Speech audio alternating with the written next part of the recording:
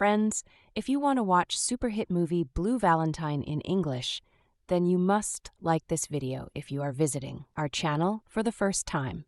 Don't forget to subscribe to our channel, friends. In today's video, the movie we are going to talk about is called Blue Valentine.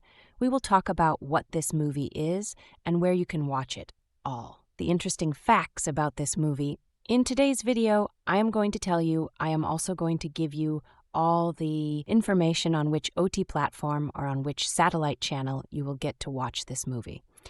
Also, we will talk in detail about the technical department, music department, pre-production filming, post-production budget, box office collection of this film. We will also talk about the story of this film, and I will also give you a small review of the story of this film. Apart from this, we will discuss about the facts of this film storyline, star cast, actor's performance in the film, and which character has played which role. That's why I request you friends to watch this video till the end, so let's start the video. Blue Valentine is a 2010 American romantic drama film written and directed by Cianfrance. Cianfrance, Cami, Delavigne, and Joey Curtis wrote the film, and the band Grizzly Bear scored it. Blue Valentine depicts a married couple played by Michelle Williams and Ryan Gosling, shifting back and forth in time between their courtship and the dissolution of their marriage several years later.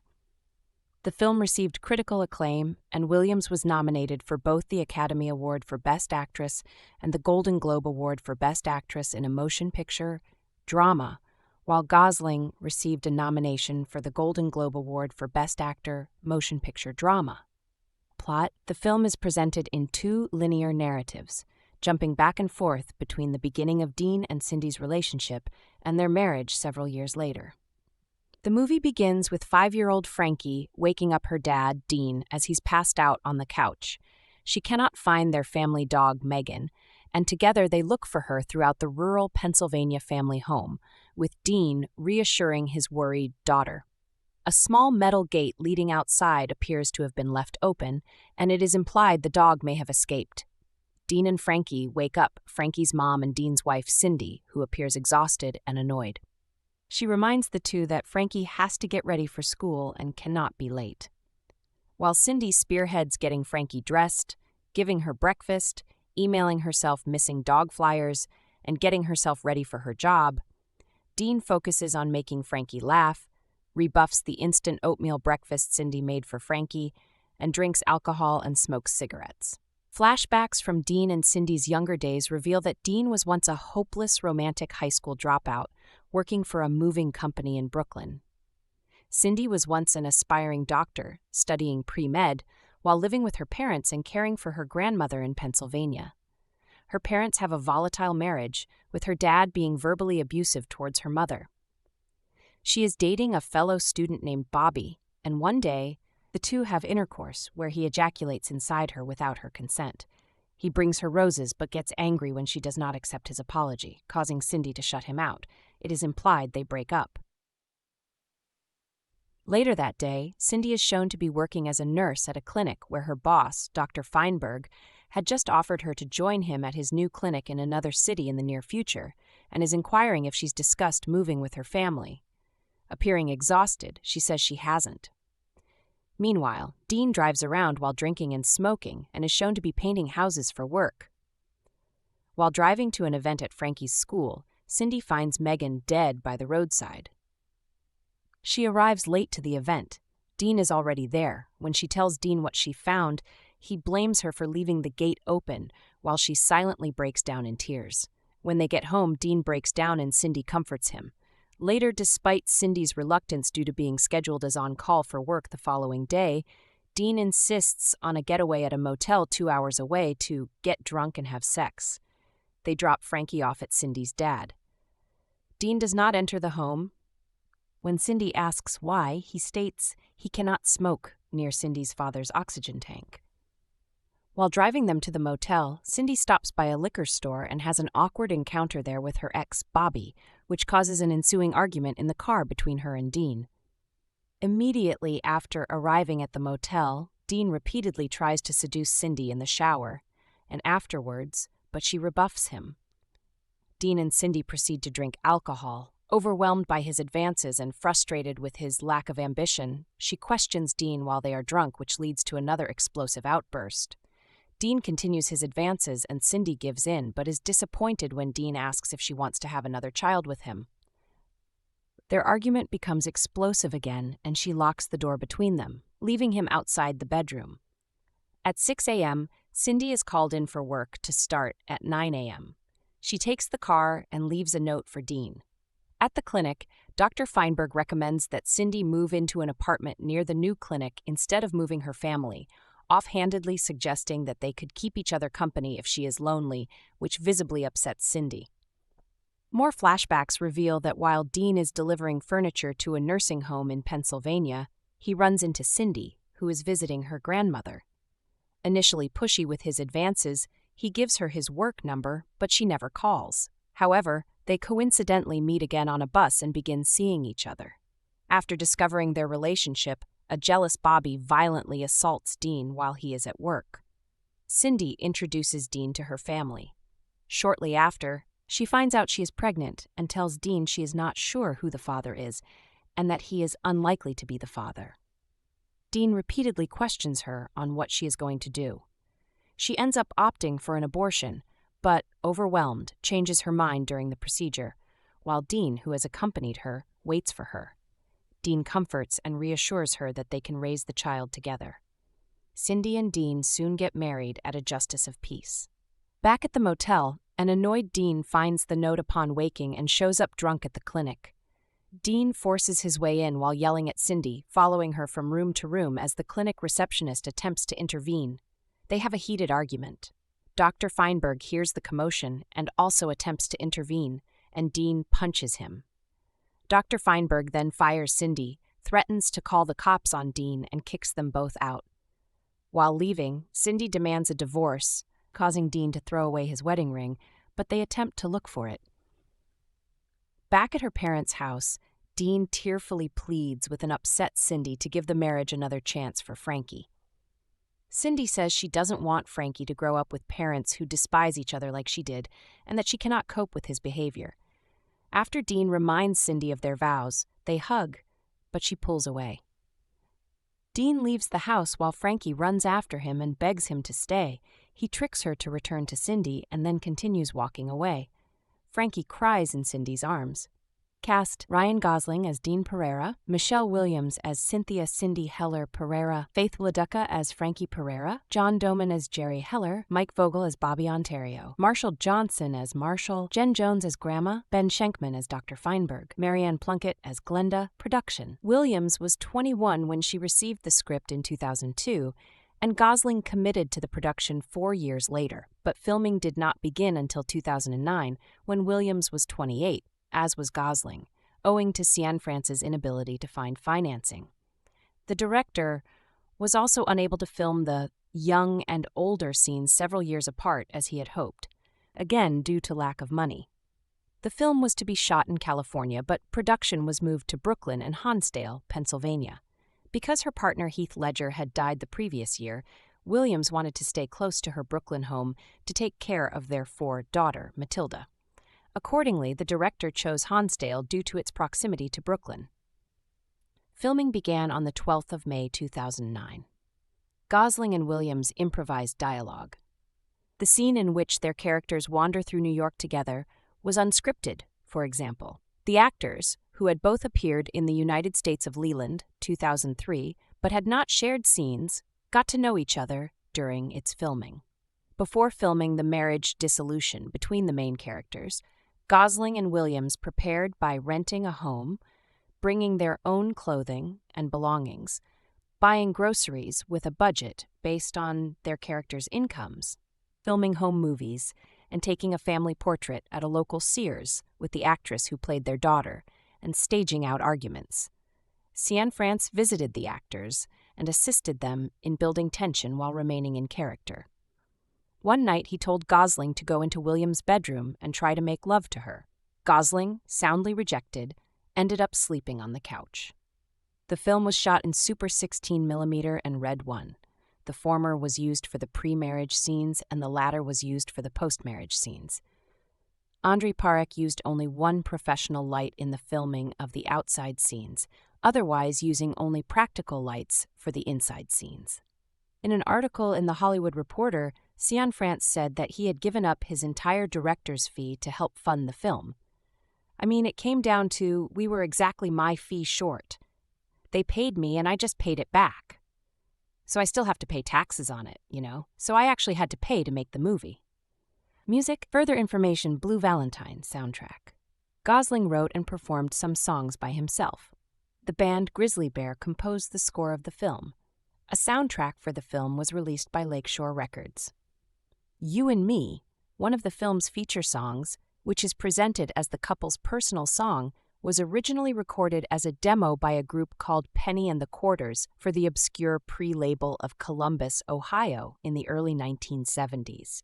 It was re-released on a compilation album by the Numero Group in 2007 without the members of the group being identified. Release: the film premiered in competition at the 26th Sundance Film Festival. The film was screened in the Uncertain Regard section at the 2010 Cannes Film Festival and premiered at the Toronto International Film Festival on September 15, 2010. In Australia, the film was released on December 26, 2010, through Palace Films. In the United States, it was distributed by the Weinstein Company as a limited release on December 29, 2010. Rating: on October 8, 2010, Blue Valentine was given an NC-17 rating by the MPAA for American cinemas. This was due to a scene depicting cunnilingus. Gosling accused the MPAA of sexism and misogyny. There's plenty of oral sex scenes in a lot of movies where it's a man receiving it from a woman, and they're R-rated. Ours is reversed and somehow it's perceived as pornographic, he stated. The Weinstein Company appealed the decision and aimed for an R without any trims to the film, believing the prior decision would significantly harm the film's potential box office take in the United States. The appeal was successful on December 8, 2010, and the film received an R rating. The film was given an uncut 15 certificate from the British Board of Film Classification. Home media: the film was released on DVD and Blu-ray on May 10, 2011. Special features include an audio commentary with director Derek Cianfrance, a making-of documentary, deleted scenes, and home movies. The film has grossed $5,336,207 through U.S. video sales. Reception: critical response. Blue Valentine received critical acclaim. Rotten Tomatoes reports that 86% of 212 surveyed critics gave the film a positive review. The average rating is 7.8/10. The website's critical consensus states, "This emotionally gripping examination of a marriage on the rocks isn't always easy to watch, but Michelle Williams and Ryan Gosling give performances of unusual depth and power." On Metacritic, the film has an average score of 81 out of 100 based on 42 reviews, meaning universal acclaim.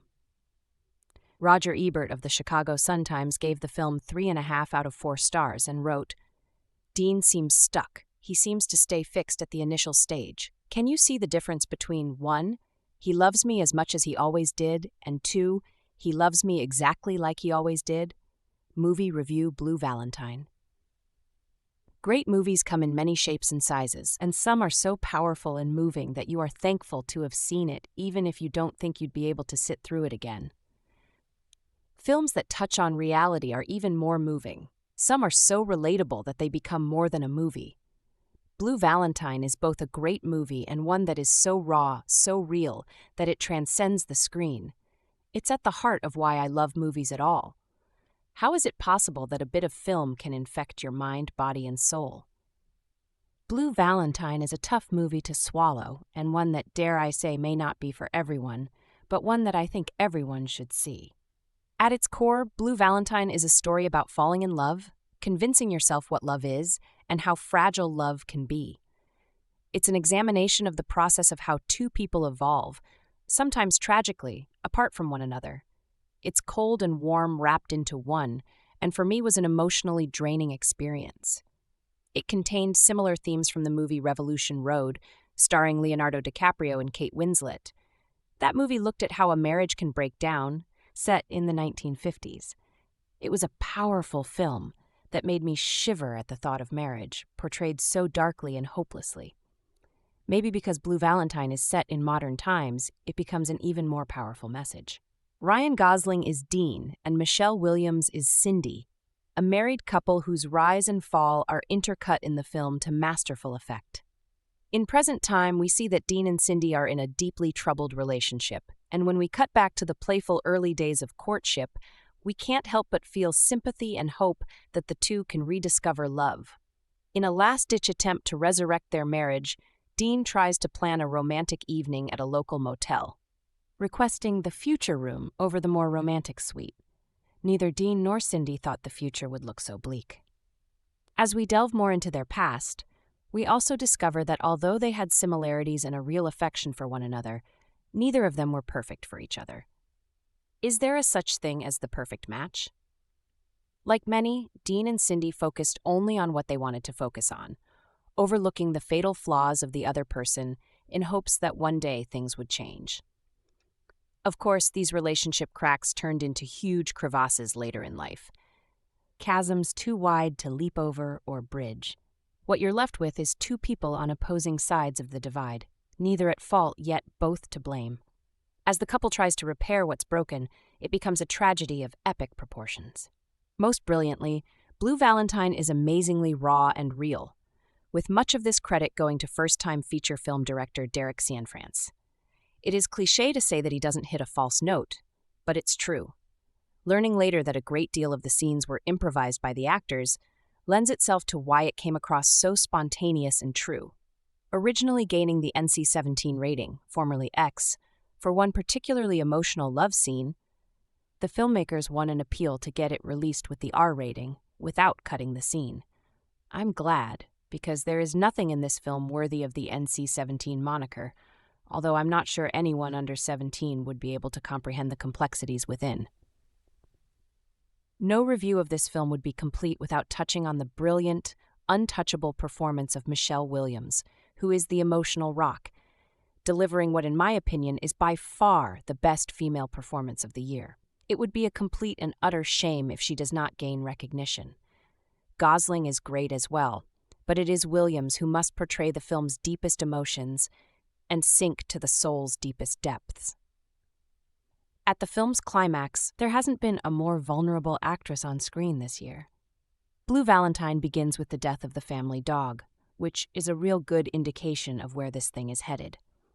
We pick up with Dean, Gosling, a blue-collar worker, and Cindy Williams, an assistant at a doctor's office. Together they are raising young Frankie Wladyka, but their relationship is strained to say the least. A night the two spend in a hotel, in a last-ditch effort to save their union, is interspersed with flashbacks of the good and bad times. The fundamental problem here is that Dean is made out to be the bad guy pretty much from the beginning. He's temperamental, yes, but genuinely loves Cindy and Frankie. He holds down a job, provides, and stays with Cindy through a series of unpleasant revelations. The script is so focused on all the misery that the scenes where the two are actually happy seem strained and hard to enjoy. It's the scenes that show Dean's undying devotion that ring the truest and most powerful, and a flashback to how the two first met is genuine and touching. It would have been in the film's best interest to further explore these nuances, as opposed to dwelling on the inevitable. This is an actor's movie, and Ryan Gosling and Michelle Williams are both outstanding. Gosling creates a convincingly flawed husband and radiates the feelings of a man completely in love. Even when the script enters preposterous territory, a late scene in the doctor's office is completely over the top, Gosling sells it. Williams is the equal counterpart, playing a woman who comes from a rough background and has made poor decisions. The two make for a very persuasive couple. Also very worthy of mention is young Faith Wladyka, who turns in one of the best child performances seen in years. But what are we to take away from Blue Valentine? Relationships begin, relationships end. Endless efforts are made to save them, but once one is critically broken, can it really be saved? The film makes no stunning revelations, yet does provide an acting clinic and several powerful moments. Films of this type usually come down to one question: is it worth the trouble and heartache?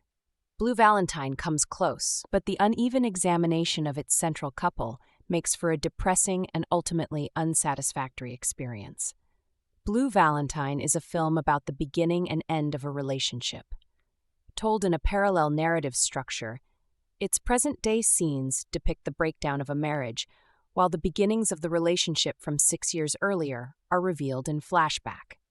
Co-written and directed by Cianfrance, who has a background in making documentaries, Blue Valentine takes a non-judgmental and observant approach to the dynamics of the relationship that it explores.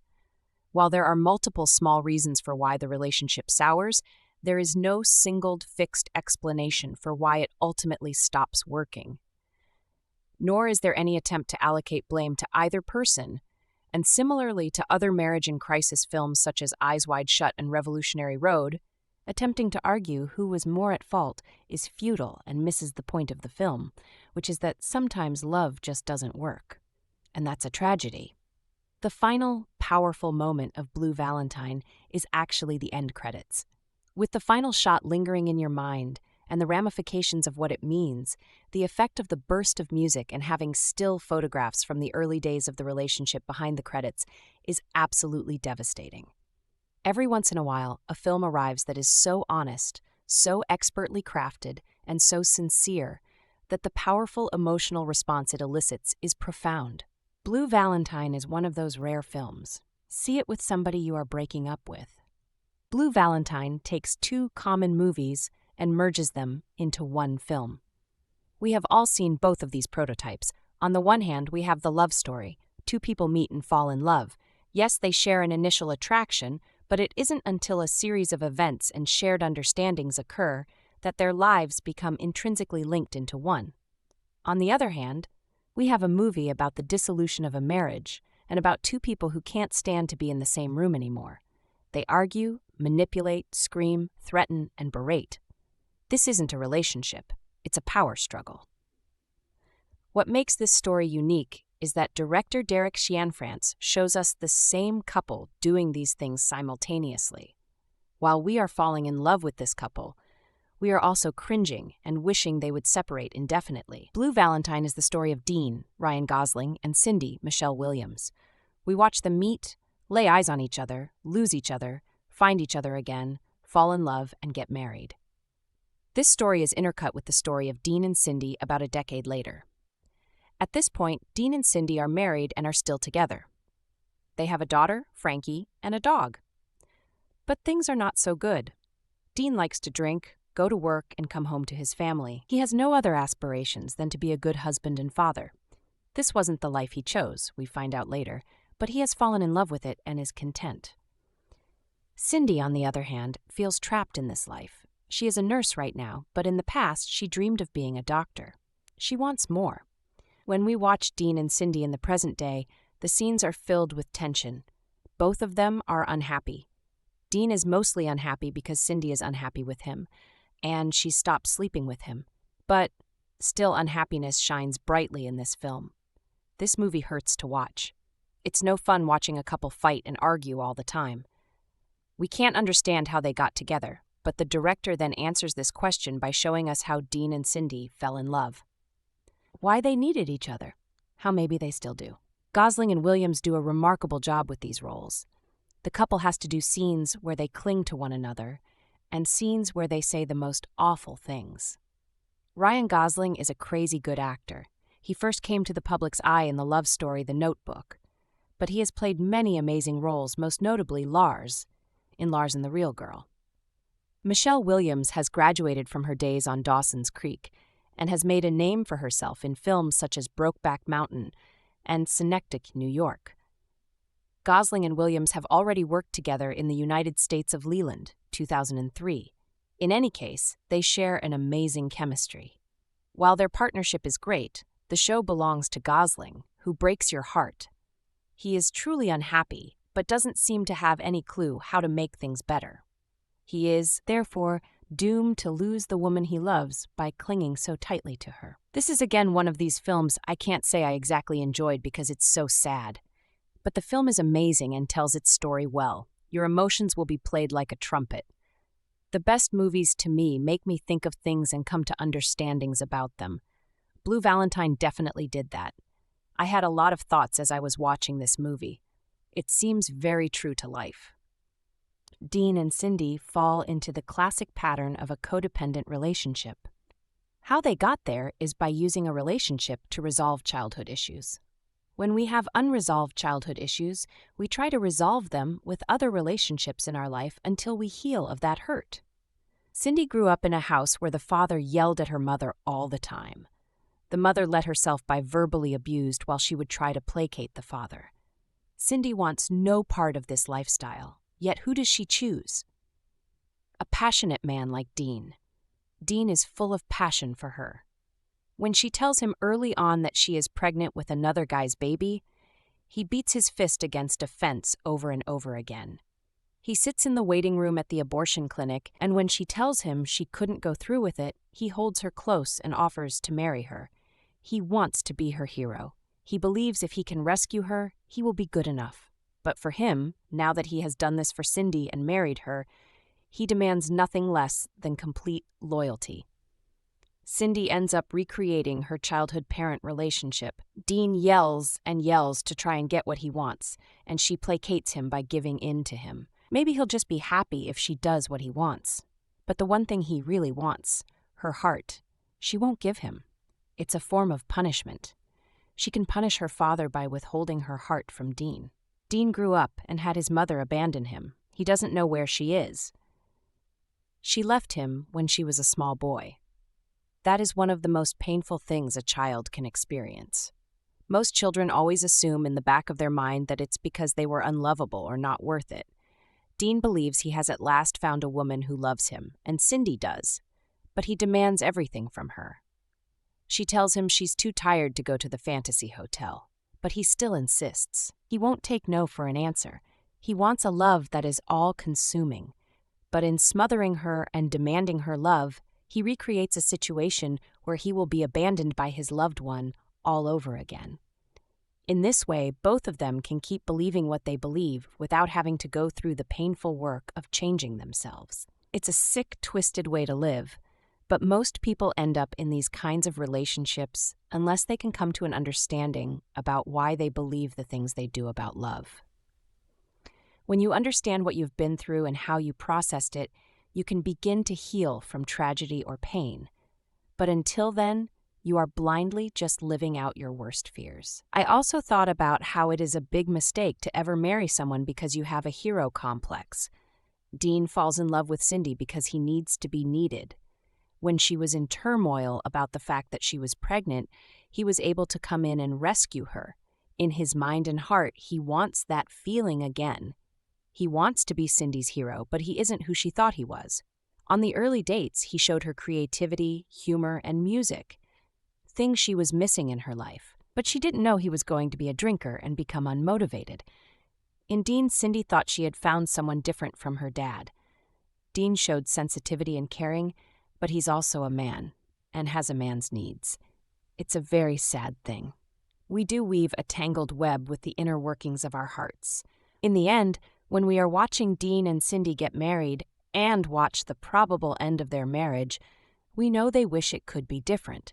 But since neither one seems to know how to change things between them, it seems easier to separate.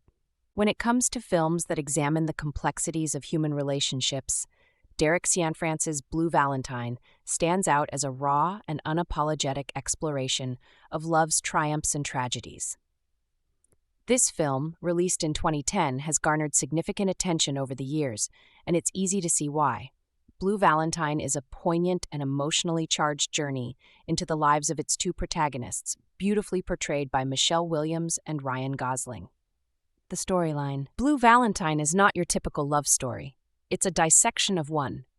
The film employs a dual narrative structure, oscillating between the past and present, to tell the story of Cindy, Michelle Williams, and Dean, Ryan Gosling, a couple whose relationship is unraveling. In the present, we witness the painful disintegration of their marriage, contrasted with the intoxicating and passionate courtship of their past. Cianfrance's storytelling technique is powerful, allowing the audience to intimately connect with the characters as they navigate the complexities of love, parenthood, and personal growth. It's not a feel-good romance. Instead, it's a realistic portrayal of the trials and tribulations that often accompany long-term relationships. Facts about the filming and cast. The production of Blue Valentine was noteworthy for the level of commitment and dedication from its cast and crew. Cianfrance, known for his attention to realism, insisted on an unconventional approach to filming. Gosling and Williams lived together in the same house as their characters for a month before shooting began to build the authenticity of their on-screen relationship. This allowed them to delve deep into their characters' psyches, resulting in performances that are nothing short of astounding. The film's intimate and unfiltered style was achieved through the use of handheld cameras and minimalistic lighting, creating an atmosphere that feels both voyeuristic and emotionally charged. It's almost as if we are eavesdropping on the most private moments of Cindy and Dean's lives, making the emotional impact of the film all the more powerful. Michelle Williams and Ryan Gosling deliver performances that are nothing short of remarkable. Williams brings depth and vulnerability to her character, allowing the audience to empathize with Cindy's struggles and frustrations. Gosling, on the other hand, captures Dean's charm and inner turmoil with such authenticity that it's impossible not to become emotionally invested in his journey. Their chemistry is palpable, and their portrayal of a couple in crisis is both heartbreaking and mesmerizing. Reception at the box office. While Blue Valentine may not have been a blockbuster at the box office, its impact on audiences and critics alike was profound. The film garnered critical acclaim and received several award nominations. Both Michelle Williams and Ryan Gosling earned Academy Award nominations for their performances, a testament to their exceptional acting skills and the emotional depth they brought to their roles. Audience reactions to Blue Valentine have been mixed, with some viewers finding it too emotionally intense or disheartening. However, this film was never meant to be a lighthearted romantic comedy. Instead, it serves as a mirror, reflecting the complexities of real-life relationships where love and heartbreak often coexist. For those willing to embrace its honesty and vulnerability, Blue Valentine offers a deeply moving and thought-provoking cinematic experience. In conclusion, Blue Valentine is a masterclass in storytelling and character development. Cianfrance's direction, combined with the outstanding performances of Michelle Williams and Ryan Gosling, makes this film a must-watch for anyone who appreciates cinema that delves into the intricacies of human emotions. It's a raw and unflinching portrayal of love that leaves a lasting impression.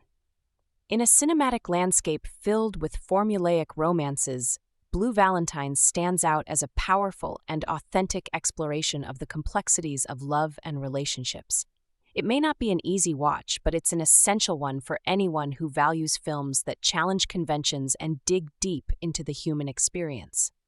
Michelle Williams and Ryan Gosling's stunning performances alone are worth the price of admission. And their portrayals of Cindy and Dean will stay with you long after the credits roll. Starring Ryan Gosling, Michelle Williams, Mike Vogel. Runtime, 152 minutes. Released December 29, 2010, U.S. limited release. I had tweeted before watching this film that Blue Valentine is a first-time watch, and I wasn't sure if I was emotionally ready for it. That's because I've heard that it's a feel-bad movie. Truly, that's why I haven't seen this until now. But I thought it was about time I watched it because I like Cianfrance as a director, and this is apparently his best film. However, I enjoy both The Place Beyond the Pines and even The Light Between Oceans better than this. This just isn't a film that I was invested in. I find the concept intriguing as the film tells the story of Dean, Ryan Gosling, and Cindy, Michelle Williams, as we see the start of their relationship and the process of them falling in love. These scenes are shown in flashbacks 6 years ago, as our characters are currently in the present, where their current standing is further from a happy marriage. The writing by Cianfrance and co-writers Joey Curtis and Cami Delavigne is also seamless in its transitions for its flashbacks, and it's well written in its contrast of scenes at the start of their relationship and where they currently stand. The dialogue is also strong in its realism, and when the pair argues, it feels like a dance between Gosling and Williams. The best part of the film for me were the performances from Gosling and Williams. They're raw, and their performances near the end of the film is where they are at their most heartbreaking. I think my big problem with this is just that the pacing is slow, and I found it boring throughout. I liked the scenes of them falling in love and them in the past, but I just never fully clicked with the characters. They're real, everyday people, and while that makes the film feel realistic and allows for very raw performances. And while something like Marriage Story works for me for similar reasons, I thought that drama was captivating and I liked the characters. Here, I just didn't connect to the characters as much as I wanted to and didn't feel any emotional reactions to the story until 20 minutes left. I'd like to talk a bit about what worked for me there, so spoiler alert. The contrast of Dean trying to fight for their marriage, edited with their wedding, is great filmmaking. This is one of the points where it worked emotionally for me. Dean walking away and his daughter Frankie, Faith Wladyka, chasing after him is also crushing. I think my favorite moment was the heat of anger for Dean when Cindy asks for a divorce and he takes his wedding ring off and throws it away. He then immediately goes through the bush looking for it. This scene worked best for me because it's a knee-jerk reaction to losing everything, throwing it away, and then realizing just what he's done. The arguments and negativity in the film and its sad story left me exhausted, and I'd be more exhausted if I were invested in these characters. The story here works, and the look of the film does too, with cinematography by Andrei Parek, but there's just something about it that underwhelmed me. It's well-directed, well-acted, and well-written, but I didn't like how I felt during this, and I didn't like the characters. It's an anti-romance film that I appreciated more than enjoyed. However, that end credit sequence with the fireworks exploding over stills of the film is one of the most creative end credit sequences I've seen, so kudos for that. If you couldn't tell from other movies that I've reviewed of Ryan Gosling's, he's one of my favorite across, and I've been waiting to see this movie for a while. It came and went really quick in theaters and only had a limited release, so I missed the whole theater experience. Anyway, I finally got a chance to see it a little while ago when I could give it my full attention. The one thing that stood out about this movie is its honesty. It addresses the problems that any real married couple struggling to meet ends would face throughout their relationship. It doesn't shy away from the grittiness and difficulty that comes along with trying to endure a marriage over time and the effects it has on any children that may be involved. That's probably why I enjoyed the flashbacks of the courtship beginnings between Gosling and Williams the most out of all of the time periods. It's much easier and enjoyable to watch the hopefulness and earnestness of a young couple in the early stages of their relationship than it is to watch a marriage crumbling despite the most dire efforts of those involved. The two also had an interesting and touching little meet-cute at the start of their relationship. The scene with Gosling playing the ukulele while Williams tap dances oozes both originality and adorableness, but not to the point of being overly so. It's more touching than anything else. In the director's commentary, Cianfrance tells how neither actor knew what the other's hidden talent would be, but that he had found out throughout the process of making the movie, a grueling 12-year journey, that they had similar talents that would work well together for their first date. They actually walked up and down that street for hours getting to know each other for real, and then when they passed the shop with the heart in the window, Gosling was told by Cianfrance to ask Williams if she had any hidden talents. It turns out to be a very sweet scene. My other favorite scene had to do with Gosling picking a song that would be their song that no one else had because he didn't want to share the same song with any other couple. The song works perfect when being played for the first time in her bedroom and also in the motel near the end of their marriage. The same song is played but has a completely different affect on each scene, representing both the good and bad of their history together. The end scenes were a little hard to watch, although I wish they were fleshed out a little more rather than all improv'd, but that might have also taken away from the genuineness of the film altogether. Ultimately, I was happy with how the film turned out, and you can tell that all of the people involved had a lot invested in their performances. I wasn't completely in love with the movie, but I respect the vision that the director put forth. Some quick hits, good makeup with Gosling's hair as he got older. Loved their song, which was You and Me by Penny and the Quarters. I heard you, Jose Gonzalez. I see you, Rawls from The Wire. Their kid was super cute. In the making of on the DVD, the director talked about how he had Gosling, Williams, and their kid live together in-house for a month prior to shooting scenes in the future to give themselves a history as a family. I'm always fascinated by directors that do stuff like that. Blue Valentine is about an uneducated, blue-collar 20-something who comes down with a mean case of love at first sight when he locks eyes with a 20-something college girl and steals her heart like it's no big thing.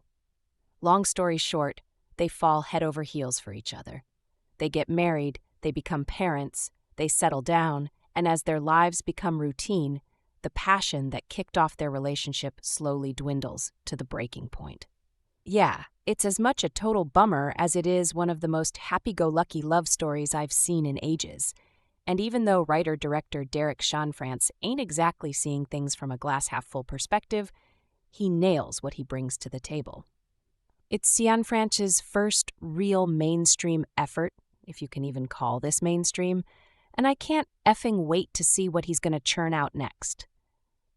Apparently, this movie took a good 12 years to get made, and the script went through some 60-odd rewrites, and more power to him for sticking through it, because rarely do I ever get the chance to see a movie as genuine as this.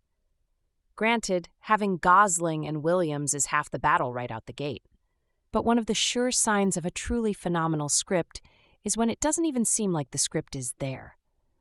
Listening to these characters flirt with one another, argue with one another, fall in and out of love with another, like the camera's not even there, like this is a documentary of their own lives as it unfolds from the best of times into the worst of times. It's lightning in a bottle that you'd be hard-pressed to catch twice. And more than anything else, I think that's what I loved about this movie. It's just so vulnerable and honest and complicated, and Cianfrance does a stellar job of taking a burnt-out boy meets girl story and making it feel new. His direction is straightforward, letting the cast and his script do the talking, good call, but it's the way Cianfrance structures the plot that adds so much to the relationship at the forefront. The story starts out with our couple years after they've been married, going through the motions in what you could easily call a settled life. Gosling's got a mean receding hairline, he dresses like Larry the Cable Guy, his career aspirations have peaked at painting houses, and his daily schedule consists of downing beers like they're going out of style. Williams, on the other hand, is climbing up the corporate ladder as a nurse, pretty much single-handedly supporting her family and looks mentally, physically, and emotionally drained from sunup to sundown. Mirror all that with flashbacks of their glory days when they first met. Two kids full of life, with more love for each other than they know what to do with. And you've got yourself quite the recipe for heartbreak. Like I said, it's a bummer. Then again, that scene in the trailer where Gosling is playing the ukulele while Williams tap dances along may be the best damn scene of the year. Even better than the rotating hallway number from Inception, and that was effing awesome.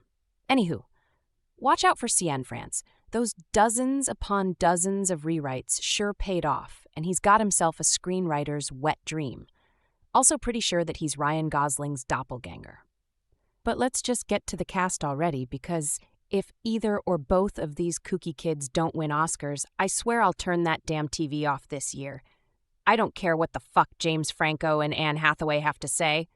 So Ryan Gosling, my #1 man crush, the best thing that ever came out of the Mickey Mouse Club, one of the greatest and most underappreciated actors out there today, by a long shot. If you haven't seen Half Nelson yet, do so and I guarantee you'll be on the bandwagon. Here he's playing our guy Dean, and I fear for the day that anyone like him ever tries to sweep my fiancé out under my feet, because this guy has game like no other. The dude has self-confidence down to a science. You like him from the second you meet him, and all you want is to learn and see more. The thing Gosling's always done best is act natural. Like he's not playing a character, but just being his plain old, unbecoming, awesome self. And that's a big reason why he's such a strong lead as Dean. He had me howling with laughter. He had me buying every high and low. It was like he was Dean. And that's a hard thing to do.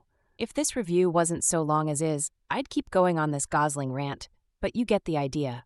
It probably won't happen, But make no mistake, Gosling deserves Best Actor more than anyone else on any ballot out there.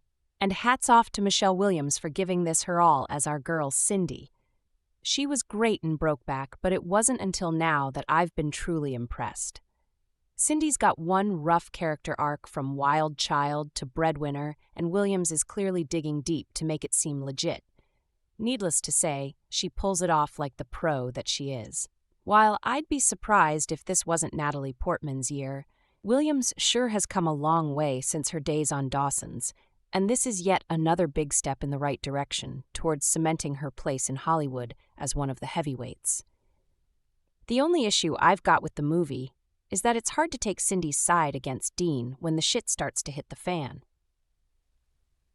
The primary reason is because of the way he mans up at the start of their time together and builds a life with her under circumstances that would make most men run for the hills.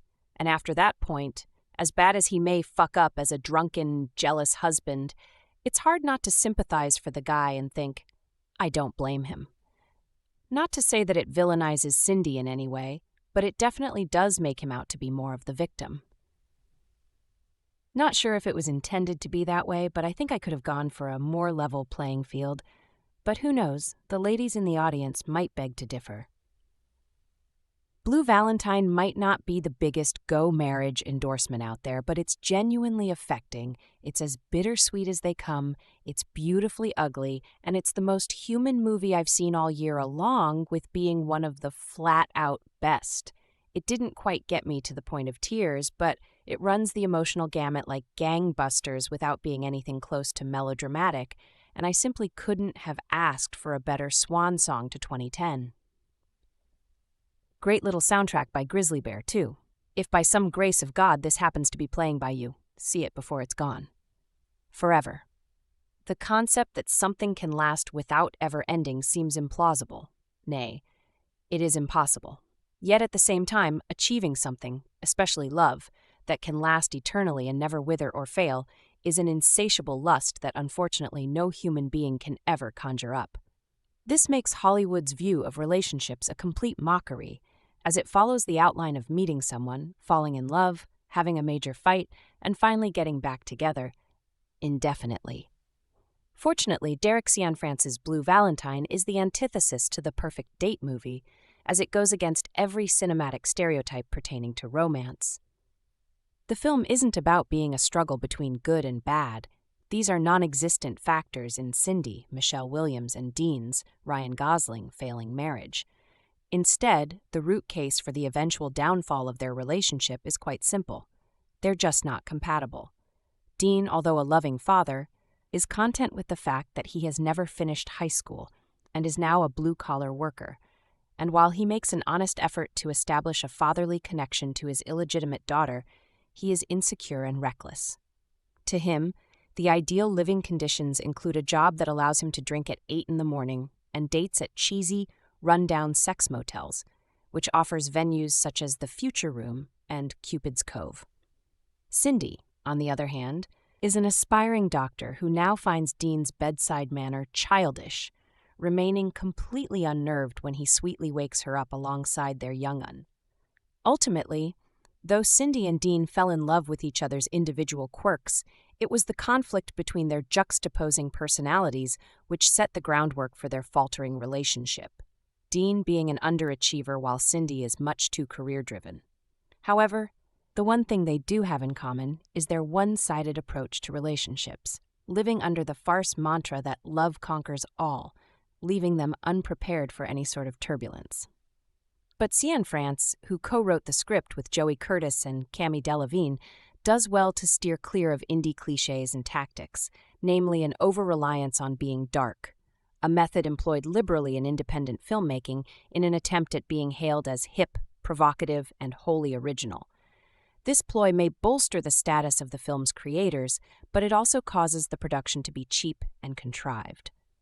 For Blue Valentine, whose plot is moved along with a series of flashbacks that chronicle the couple's tender beginnings, and flash-forwards which return the story back to the present, where Dean is now balding and a chain smoker, an implicit sign of stress, the scenes that present the current state of Cindy and Dean's relationship, one that is inept of any and all romance, are thematically more powerful. They intricately mix in your face drama and subtle plot points that leave it up to audience members and their unique experiences to fill in the gaps. This creates a more personalized movie-going experience. However, the sweet, not too sappy inception of their romance is not shoved under the rug, being of the same quality and entertainment value as the rest of the film. Another key element of Blue Valentine is its characterizations, another success on all fronts.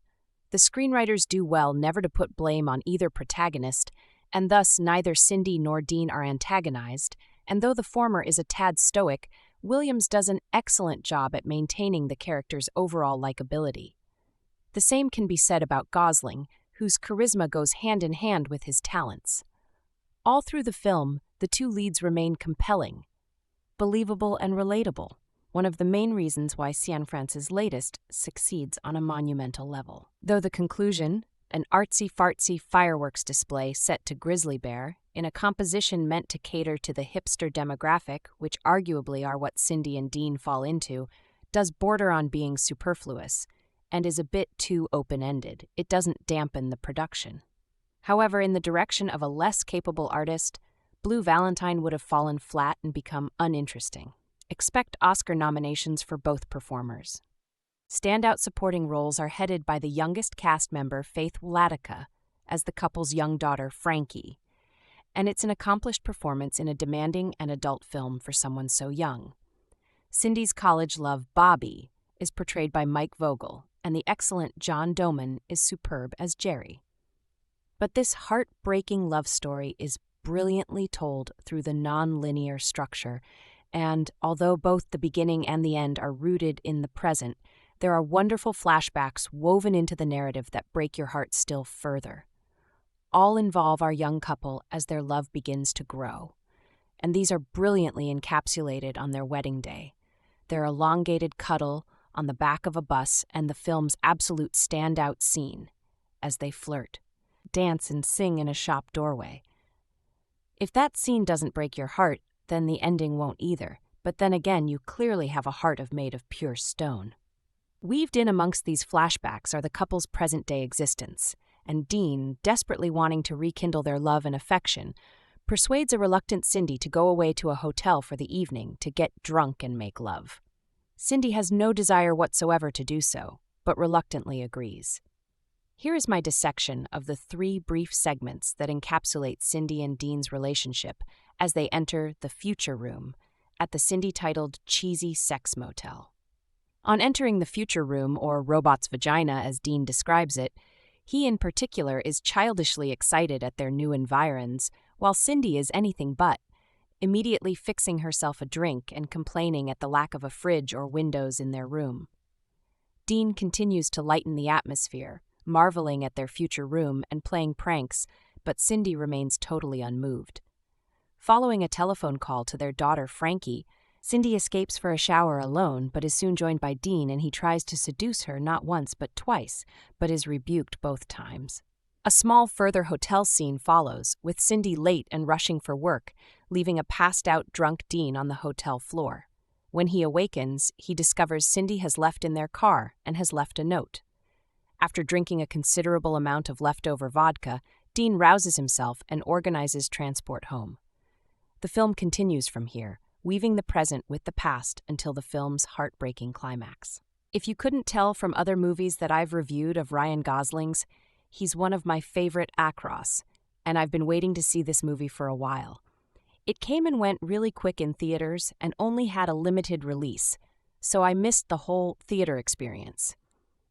Anyway, I finally got a chance to see it a little while ago when I could give it my full attention. The one thing that stood out about this movie is its honesty. It addresses the problems that any real married couple struggling to meet ends would face throughout their relationship. It doesn't shy away from the grittiness and difficulty that comes along with trying to endure a marriage over time and the effects it has on any children that may be involved. That's probably why I enjoyed the flashbacks of the courtship beginnings between Gosling and Williams the most out of all of the time periods. It's much easier and enjoyable to watch the hopefulness and earnestness of a young couple in the early stages of their relationship than it is to watch a marriage crumbling despite the most dire efforts of those involved. The two also had an interesting and touching little meet-cute at the start of their relationship. The scene with Gosling playing the ukulele while Williams tap dances oozes both originality and adorableness, but not to the point of being overly so. It's more touching than anything else.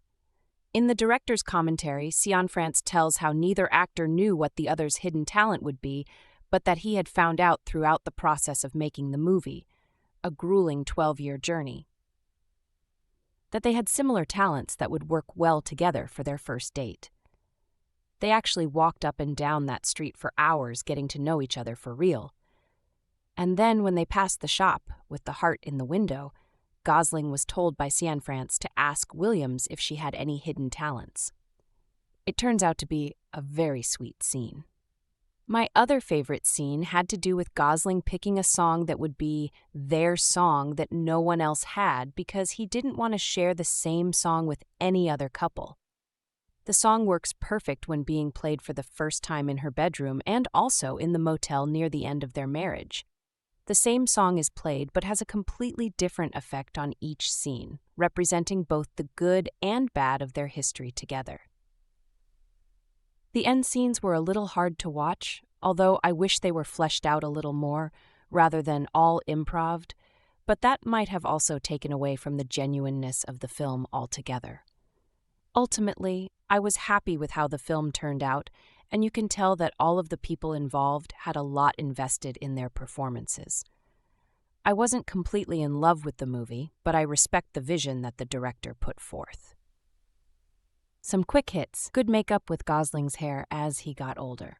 Loved their song, which was You and Me by Penny and the Quarters. I Heard You, Jose Gonzalez. I See You, Rawls from The Wire. Their kid was super cute. In the making of on the DVD, the director talked about how he had Gosling, Williams, and their kid live together in-house for a month prior to shooting scenes in the future to give themselves a history as a family. I'm always fascinated by directors that do stuff like that. I recently had to endure one of the worst romantic comedies that I have ever seen, How Do You Know? Shockingly by the same writer-director who gave us not one but two particularly unusual rom-com dramas which barely fall within the category As Good as It Gets in Spanglish. And in a genre that is so bloated with wasted potential and lackluster ideas, it's a shame that even top directors can no longer bring something new to the mix. Inevitably, there will be a change. But I'm almost disappointed that it hasn't come in the direction of more decent quality romantic comedy dramas rather than quality offerings at the opposite end, in what appears to be a new subgenre, the anti-romance. There have been tentative steps in this direction, with both the disappointing The Breakup, I guess people should have guessed by the name, but this was a surprisingly serious and distinctly unfunny Vince Vaughn-Jennifer Aniston vehicle, and the similarly mismarketed 500 Days of Summer essentially attempting, unsuccessfully, to crack into this new subgenre, and the excellent Garden State faring considerably better. Blue Valentine represents the most recent legitimate success, telling romance exactly how it is, warts and all. Dean and Cindy are a young married couple with a sweet little daughter who they both love very much. However, it's a struggle coping as young parents, and unfortunately their feelings for one another have worn with time. They have become bitter and tired, never getting enough sleep, snapping at one another, arguing all the time, and over nothing. It's not easy, but it wasn't always this way between them. There was a start to this relationship. Dean was once an unqualified young man taking up any job he could, working hard as a removals man, and wearing his heart on his sleeve. Cindy was a young student nurse who had had a number of sexual relationships and was at a point in her life where she wanted to settle down, pregnancy causing her to reevaluate her promiscuous nature. They found each other, Dean falling head over heels in love with her, Cindy thinking that this could be the relationship for her, and made a go of it. I feel like men are more romantic than women. When we get married, we marry like one girl, because we're resistant the whole way until we meet one girl and we think I'd be an idiot if I didn't marry this girl. She's so great. But it seems like girls get to a place where they just kind of pick the best option. Oh, he's got a good job. I mean, they spend their whole life looking for Prince Charming, and then they marry the guy who's got a good job and is going to stick around. The beauty, or tragedy, of this insightful anti-romance is that it perfectly encapsulates the reasons why some people get together. The agendas that the people in a relationship have.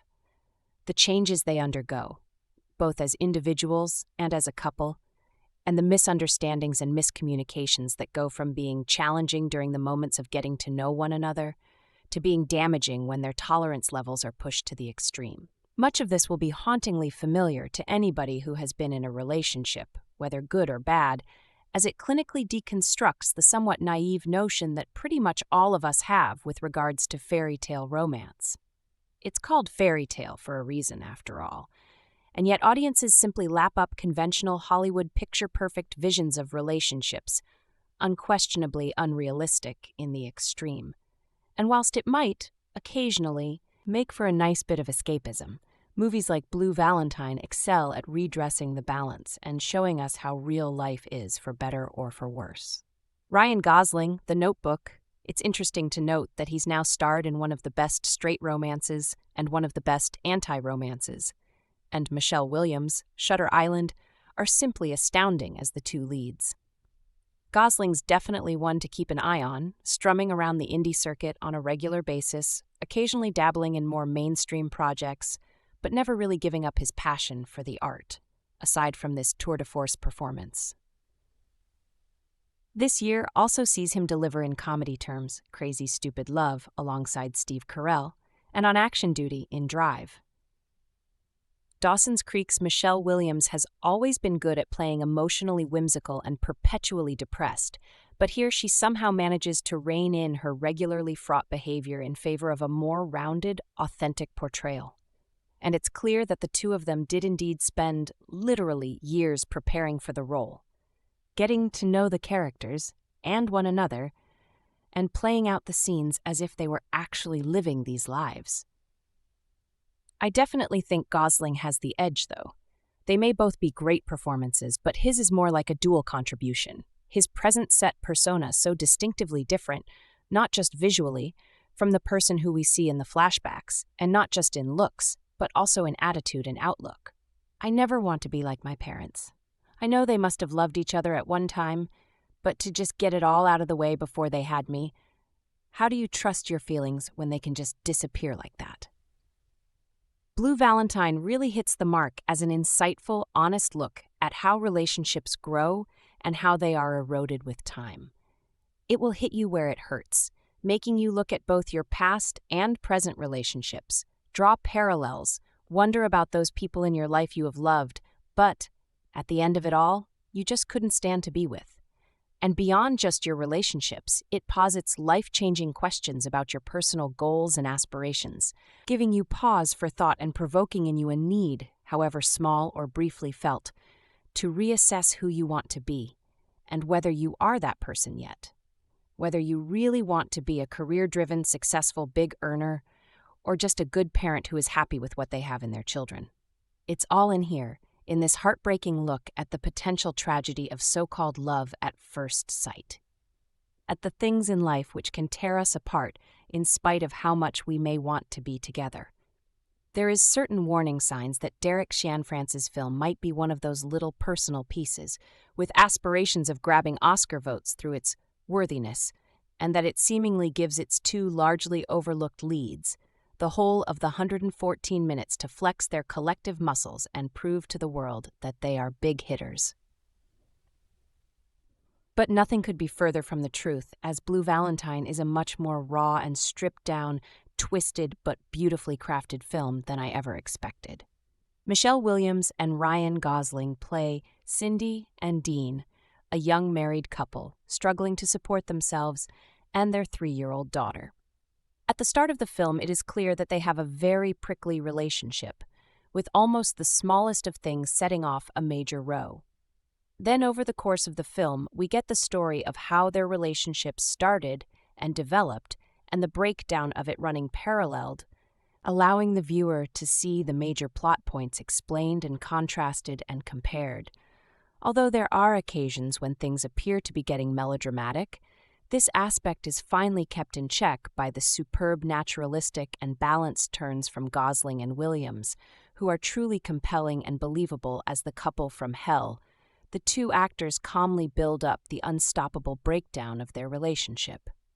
Blue Valentine belongs in the same vein as Alan Parker's Shoot the Moon and the more recent Revolutionary Road, as tragic stories of couples doomed to fail, but in which it is the horror of which they do so. And the fact you can see it coming, which is really gripping, almost like bracing yourself for a really nasty car crash. It is also worth pointing out that the brooding, chilling score by Grizzly Bear is so inspired that it does serve almost like a character in the film, and blends seamlessly with the dazzling, melancholic visuals. All this comes together nicely to create something which, while bleak, is also enchanting. A couple of minor complaints I have are that a few scenes are slightly overwritten and could have done with being edited down. Also, certain elements of the story go unexplained. Two examples being when Cindy says that she lost her virginity at 13 and might have had as many as 20 sexual partners, a side to her character we had not seen, and which the film does not expend on further. Also, the friendship with the doctor at work, who rather than helping Cindy out because it is the right to do, is actually doing it to get closer to her romantically, might have been more explored. In a way, the two strands tie in nicely, as the fact she has been with so many men for purely physical reasons maybe shows that there is a pattern of men in her life, including her father, being disappointments. Still, these moments did feel a little sloppy to me. Nonetheless, I was so engrossed in the central pairing and the sheer beauty and craftsmanship of the film that these flaws mattered very little in the grand scheme of things. Blue Valentine is the most honest and warmest account of a relationship on the rocks you might see all year, and I for one hope it brings the two leads long and overdue praise.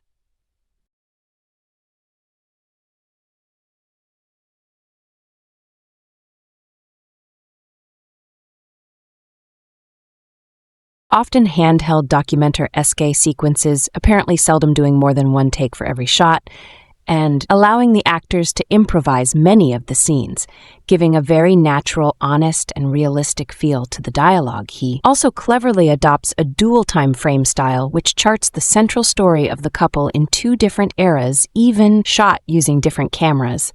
Their current mutually destructive downward spiral clinically observed using a red, one digital camera, juxtaposed with the warm touching moments that brought them together in the first place, captured on Super 16mm as used in Black Swan, and the wrestler with the same from behind. The character shots as Aronofsky favors, we get to see the couple as they were, as they used to look at one another and laugh with one another, as they used to love one another, and directly compared to the daily torture that they appear to be going through in the present, arguing, sniping at one another, and genuinely making you wonder why they ever got together in the first place, which is surely exactly the question that the director was hoping to answer by this whole project. We've all seen couples constantly fighting and complaining about one another and wondered why on earth they are together. SFR's insightful exploration of the truth behind relationships shows exactly how things can go wrong without hinging the whole narrative on any one incident, but instead painting a slow-burning portrait of love and hate, and of the things in life that can turn the tables. On our relationships as much or even more than our own actions, does his long, gestating, and very personal project warrant any criticism? Well, not really. It's just shy of perfect, perhaps mildly affected by the same affliction that appears to be common to all anti-romances. There's no such thing as a happy ending. The excellent punch-drunk love may just be the exception, which, for as much as it effectively neutralizes all the unrealistic saccharine endings in rom-coms over the years, is also not in itself the only possible outcome in real life. But for all the blind faith and preposterous notions of love at first sight which Hollywood has thrown at us over the years, it's only right that filmmakers like Sanar should bring us back down to earth with a thud. Ryan Gosling, The Notebook. It's interesting to note that he's now starred in one of the best straight romances and one of the best anti-romances. And Michelle, William Shooter Island are simply astounding as the two leads Goslings definitely want to keep an eye on strumming around the indie circuit on a regular basis, occasionally dabbling in more mainstream projects, but never really giving up his passion for the art. Aside from this tour de force performance this year, also sees him deliver in comedy terms. Crazy Stupid. Love alongside Steve Carell and on action duty in Drive Dawson's Creeks. Michelle Williams has always been good at playing emotionally whimsical and perpetually depressed, but here she somehow manages to rein in her regularly fraught behavior in favor of a more rounded, authentic portrayal, and it's clear that the two of them did indeed spend literally years preparing for the role, getting to know the characters and one another and playing out the scenes as if they were actually living these lives. I definitely think Gosling has the edge, though they may both be great performances, but his is more like a dual contribution. His present set persona so distinctively different, not just visually from the person who we see in the flashbacks, and not just in look, but also in attitude and outlook. I never want to be like my parents. I know they must have loved each other at one time, but to just get it all out of the way before they had me. How do you trust your feelings when they can just disappear like that? Blue Valentine really hits the mark as an insightful, honest look at how relationships grow and how they are eroded with time. It will hit you where it hurts, making you look at both your past and present relationships, draw parallels, wonder about those people in your life you have loved. But at the end of it all, you just couldn't stand to be with.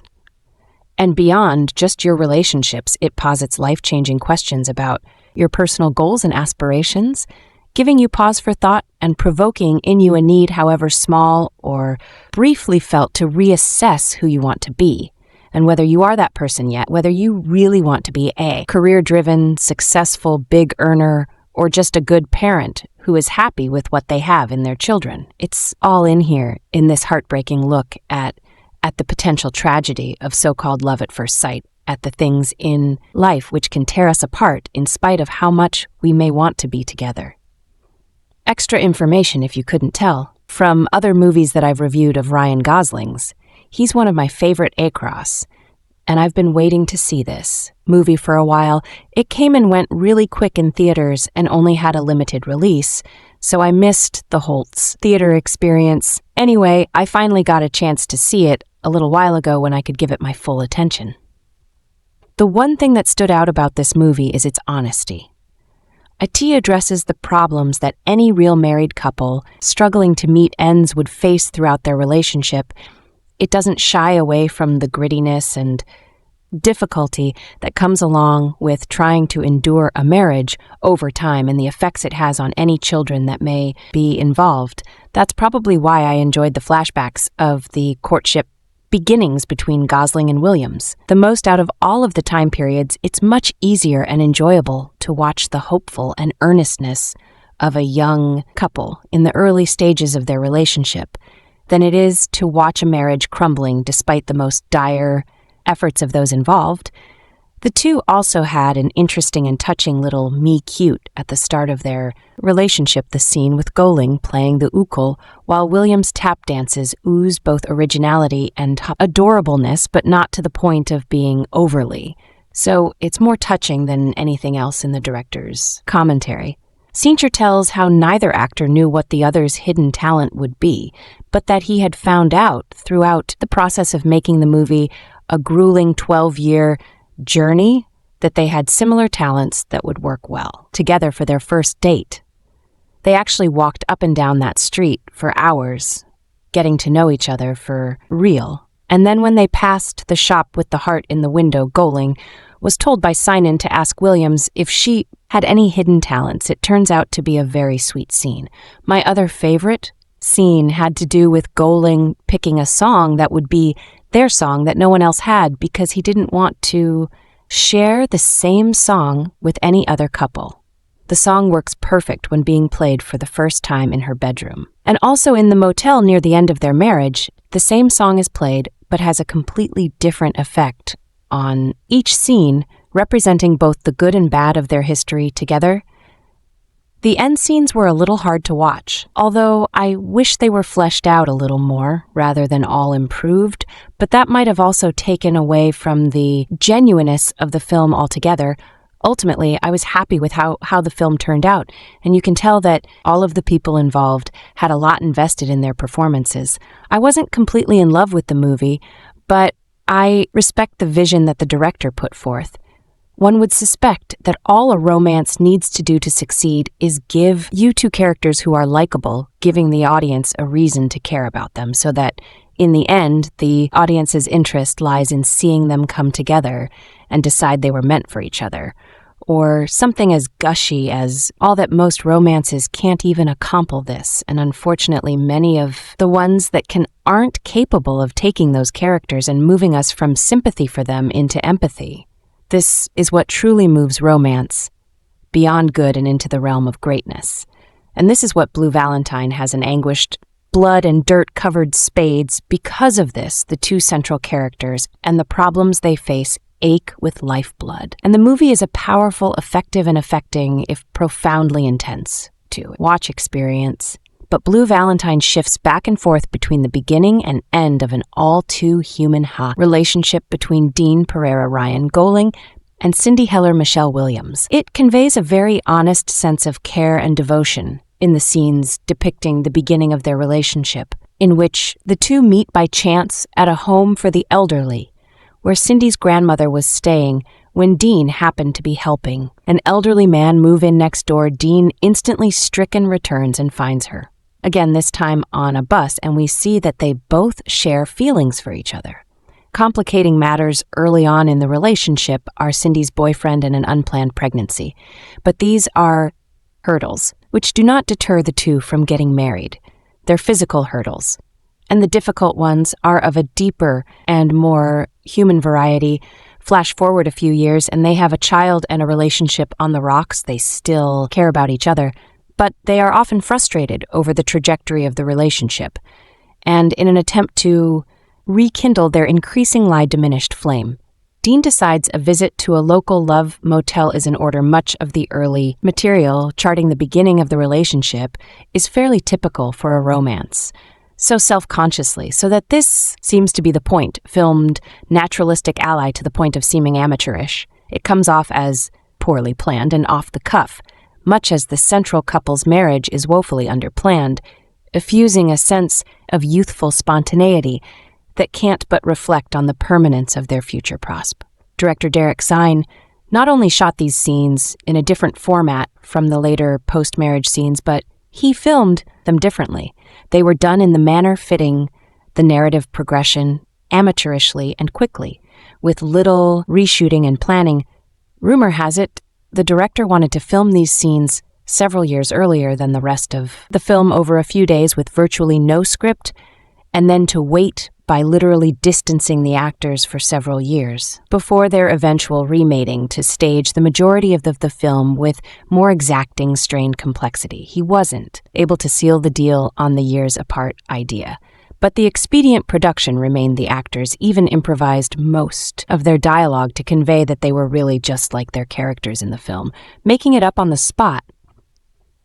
The present-day scenes where anguish serves only to punctuate mundanity and the sense of romance has long left were filmed accordingly. Sanner set the actors up, literally forced them to function as a pair for months as they filmed.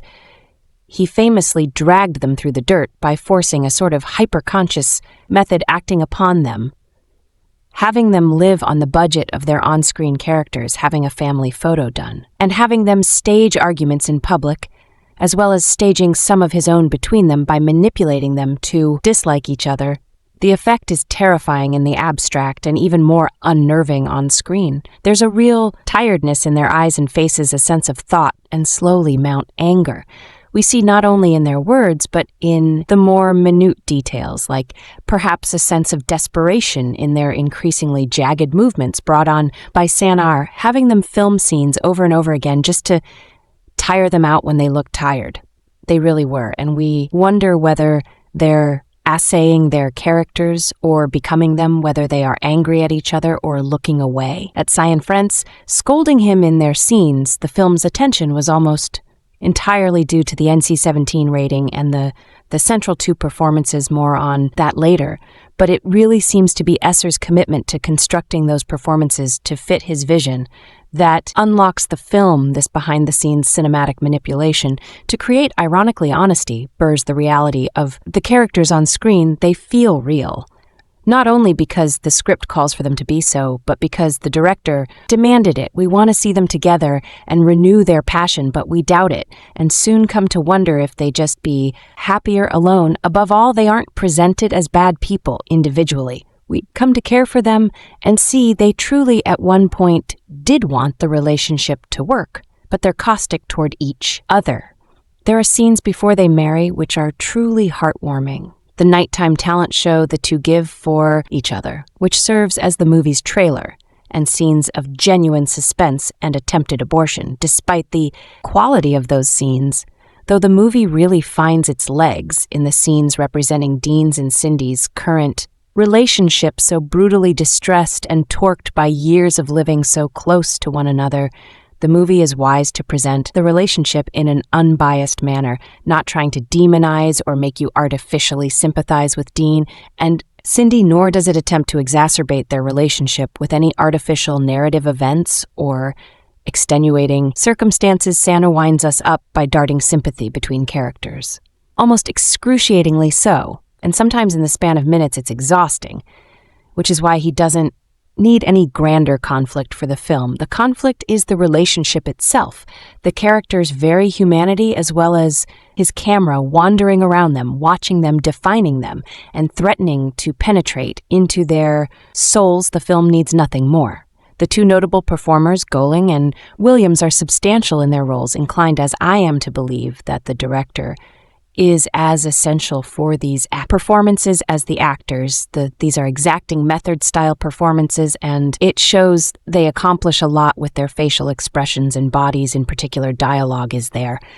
But it's less important because these two characters have become too tired to put enough effort into their words. Throughout the film, we are not watching actors, we are watching people. Make no mistake, this is a demanding, at times, torturous film. And there's no catharsis either, just anguishing stagnancy that lasts and gets under the skin. I know many people who can't sit through the whole film.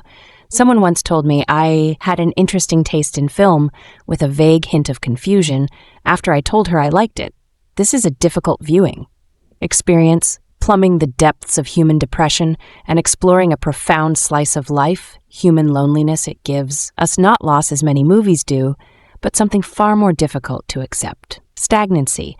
We don't get a slow, gradual degradation of the marriage. We get continual attempts to fix it that are half-hearted, and the sense that perhaps even with all their hearts in it, it is perpetually stuck in a state, not decline, but static loneliness. This is a film that grabs you and shows you life for 2 hours. It's honest, real human use, whatever word you want. But see Blue Valentine, this film directed by Derek, SFR written by Derek, SFR Joey Curtis, Cami Delavigne produced by Lynette, Howell, Alex Or of Sky, Jamie, Patricof starring, Ryan Gosling, Michelle Williams cinematography, Andred Park edited by Jim, H-Ton Ron Patton music by Grizzly Bear Production Company's Hunting Lane Films, Silverwood Films distributed by the Weinstein Company, released January 24th, 2010 in Sundance, December 29th, 2010 in United States. Running time, 112 minutes. Country, United States. Language, English. Budget, $1 million. Box office, $16.6 million. So guys, this is the review of Blue Valentine movie and some information about it. How do you like our today's video? Please let us know by commenting. And if you like this video, please like it, share it, and don't forget to subscribe to our channel. Thanks for watching.